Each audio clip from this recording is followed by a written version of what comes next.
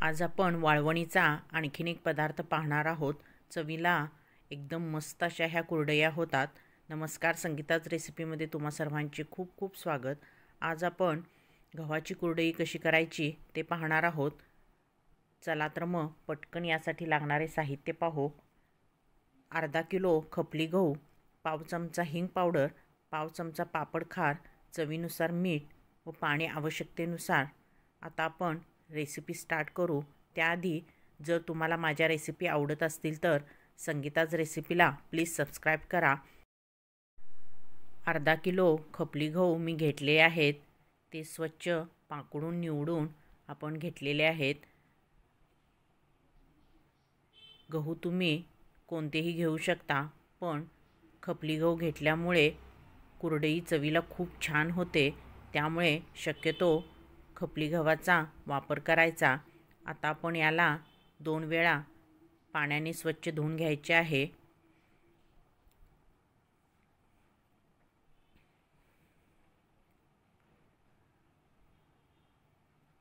आता आपण हे गहू 3 दिवस भिजत ठेवणार आहोत। गहू पूर्णपणे बुडतील व वर थोडेसे पाणी शिल्लक राहील एवढे पाणी यामध्ये घालायचे। यावर झाकण ठेवून हे भांडे स्वच्छ कोरड्या जागेमध्ये आपण ठेवायचे व प्रत्येक दिवशी आपण आधीचे पाणी यातील काढायचे व गहू स्वच्छ धुवून पुन्हा यामध्ये पाणी घालून याला भिजत ठेवायचे। अशा प्रकारे आपण 3 दिवस हे गहू भिजत ठेवणार आहोत।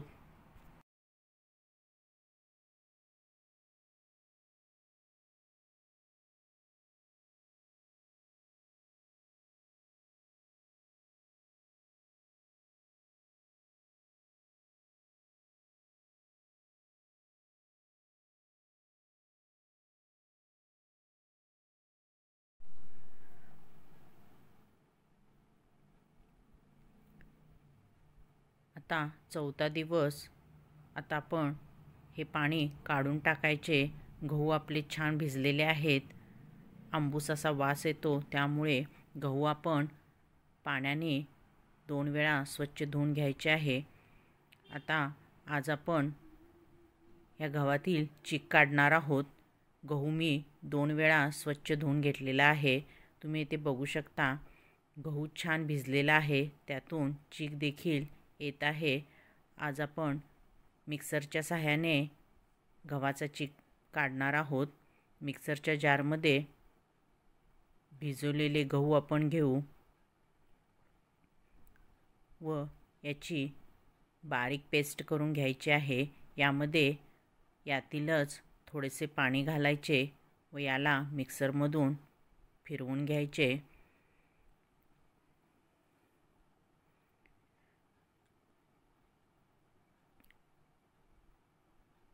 अशा प्रकारे आपण याला बारीक फिरवून घेतलेले आहे।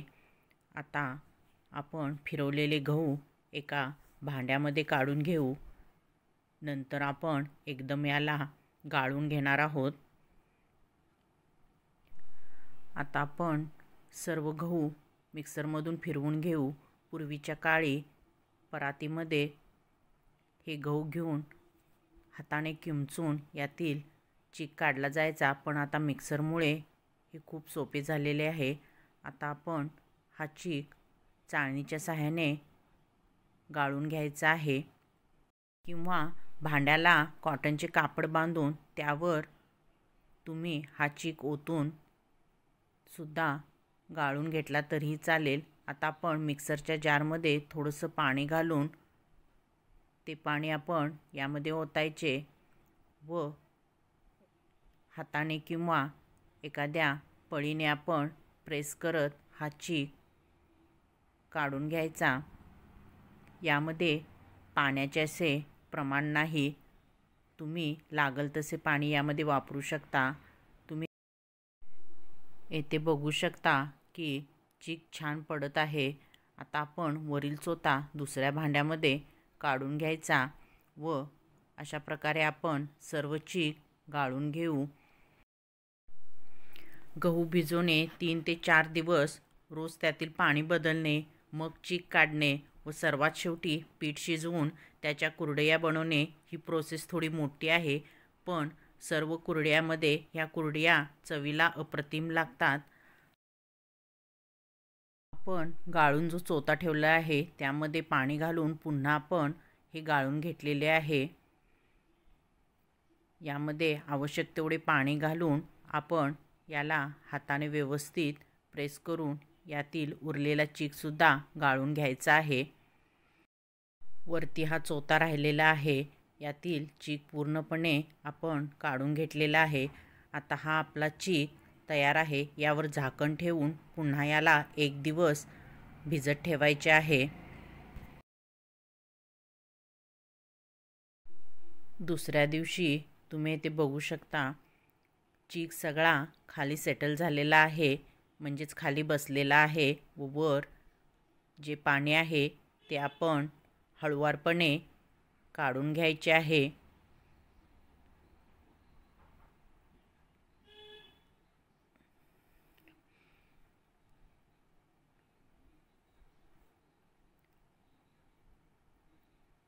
आता आपला चीक तयार आहे. एवढा आपला चीक आहे. जो चीक खाली बसलेला असतो, खाली भांड्याला चिकटलेला असतो, तो पळीच्या साहाय्याने एकसारखा करून घ्यायचा, म्हणजे आपणाला चीक व्यवस्थित मोजता येईल. त्यामध्ये गाठी होता कामा नये. एकसारखा करून घेतलेला चीक आपण एखाद्या भांड्यामध्ये काढून घ्यायचा, कारण आता आपण हा चीक शिजवणार आहोत. त्यामुळे आपणाला चीक किती आहे त्याचा अंदाज येण्यासाठी आपण एखाद्या भांड्यामध्ये तो मोजून घ्यायचा. आता आपण हा चीक शिजवून घेणार आहोत. गॅसवर मी जाड बुडाची कढई ठेवलेली आहे, किंवा तुम्ही एखादं जाड बुडाचं पातेलं देखील ठेवू शकता. त्यामध्ये मी जेवढा चीक आहे तेवढेच पाणी गरम करण्यास ठेवले आहे. पाण्याला छान उकळी आलेली आहे. यामध्ये आपण थोडीशी हिंगडी मी पाण्यामध्ये विरघळून यामध्ये घालत आहे. हिंग पावडरपेक्षा हिंगडी आपण यामध्ये घालायची, म्हणजे त्याचा स्वाद छान लागतो. चवीपुरते मीठ आपण यामध्ये घालायचे. तसेच पाव चमचा पापडखार यामध्ये घालायचा, त्यामुळे पापड एकदम खुसखुशीत होतात. आता आपण याला व्यवस्थित मिक्स करून घेऊ व यामध्ये आपण जो चीक काढलेला आहे तो आपण यामध्ये रांधून घ्यायचा आहे. आता हा आपण चीक जो घेतलेला आहे तो पुन्हा एकदा व्यवस्थित एकसारखा करून घ्यायचा आहे, नाहीतर तो खाली सेटल होतो, म्हणून त्याला व्यवस्थित एकसारखे करून घ्यायचे. आता आपण गॅस हा लो टू मीडियम ठेवून आपण चीक थोडा थोडा यामध्ये ओतायचा व रवीने किंवा लाटण्याने आपण या पद्धतीने चीक एकसारखा हलवत राहायचा, म्हणजे यामध्ये गाठी होणार नाहीत. जर तुमच्या मदतीला आणखीन कोणीतरी असेल तर एकाने चीक थोडा थोडा ओतायचा व दुसऱ्याने हा चीक व्यवस्थित एकसारखा हलवायचा, म्हणजे तो व्यवस्थित एकसारखा रांधला जातो. किंवा तुम्ही एकटेच जर हे पीठ शिजवणार असाल तर तुम्ही 2 बॅचमध्ये हे पीठ शिजवून घेऊ शकता. कुरडईमध्ये पीठ जर व्यवस्थित शिजले तर कुरडया देखील एकदम मस्त कुरकुरीत होतात. आता आपण यावर झाकण ठेवून गॅस हा लो फ्लेमवर ठेवून याला 5 मिनिटे वाफवून घेतलेले आहे. पुन्हा आपण याला एकसारखे हलवून यावर झाकण ठेवून याला 5 मिनिटे पुन्हा वाफवून घ्यायचे आहे. गॅस हा लो फ्लेमवर ठेवायचा.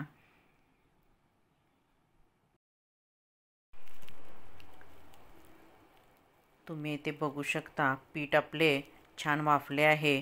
त्याला एक प्रकारची शाईन आलेली आहे, म्हणजे आपले पीठ छान शिजले आहे. आता यातील पीठ थोडंसं मी खाण्यासाठी बाजूला ठेवते. हे पीठ खूप छान लागते. तसेच आपले पीठ शिजले का ते पाहण्यासाठी हाताला थोडंसं पाणी लावून आपण या पद्धतीने पिठावर प्रेस करायचे. हाताला जर थोडंसुद्धा शिजलेले पीठ लागले नाही तर आपले पीठ व्यवस्थित शिजले आहे. आता आपण कुरड्या करण्यास घेऊ. तुमच्याकडे लाकडी साचा किंवा पितळी साचा असेल तर त्याचा वापर करून तुम्ही कुरड्या करू शकता. तुम्ही तुमच्या आवडीनुसार लहान किंवा मोठी कुरड्याची चकती यामध्ये घालून त्यामध्ये गरम गरमच पीठ यामध्ये भरायचे व एखाद्या प्लास्टिक पेपरवर किंवा लाकडी पाटावर कुरड्या पाडून घ्यायच्या. ह्या कुरड्या करताना सर्वात महत्त्वाचे म्हणजे पीठ शिजवणे. मी आधी देखील सांगितले आहे, जेवढा चीक आहे तेवढे पाणी गरम करण्यास ठेवायचे. जर पाणी जास्त झाले तर पीठ पातळ होते व कुरड्या पाडता येत नाहीत. जर पीठ खूपच घट्ट झाले तर मात्र थोडंसं गरम पाणी यामध्ये घालायचे व पीठ शिजवून घ्यायचे. अशा प्रकारे आपण कुरड्या पाडून घेतलेल्या आहेत. तुम्ही इथे बघू शकता किती छान कुरड्या झालेल्या आहेत. आता आपण याला उन्हामध्ये वाळवून घेऊ. ह्या कुरड्या 2 दिवस कडक उन्हामध्ये वाळवल्या आहेत. छान कडकडीत कुरड्या सुकल्या आहेत. शेवटी पीठ थोडं थंड झाल्यावर चकलीच्या साच्याने मी भेंड पाडले आहेत. तुम्ही ह्या कुरड्या एखाद्या प्लॅस्टिक बॅगमध्ये पॅक करून व्यवस्थित ठेवायच्या. ह्या वर्षभर छान टिकतात. आता आपण थोड्या कुरड्या तळून पाहू. तेल चांगले गरम झाले आहे. आता आपण कुरडी यामध्ये तळून घेऊ. ह्या कुरड्या तुम्ही पुरणपोळी, खीर यासोबत खाऊ शकता. कुरडई तळण्यासाठी तेल थोडंसं जास्त ठेवायचं, म्हणजे ती व्यवस्थित तळली जाते. तुम्ही ते बघू शकता किती मस्त कुरडई फुलली आहे. आजची रेसिपी नक्की ट्राय करून बघा. आवडली तर लाईक करा, जास्तीत जास्त तुमच्या फ्रेंड्सना शेअर करा. तसेच चॅनलला सबस्क्राईब केला नसेल तर माझ्या चॅनलला प्लीज सबस्क्राईब करा. आता आपण भेंड देखील थोडंसं तळून पाहू. भेंड देखील छान फुलतात. चवीला देखील भेंड खूप छान लागतात. मस्त खुसखुशीत आपल्या कुरडया झालेल्या आहेत. ह्या तळल्यानंतर एकदम पांढऱ्या शुभ्र दिसत नाहीत, थोड्याशा तांबूस रंगावर दिसतात. आता आपण यातील एक कुरडी मोडून पाहू.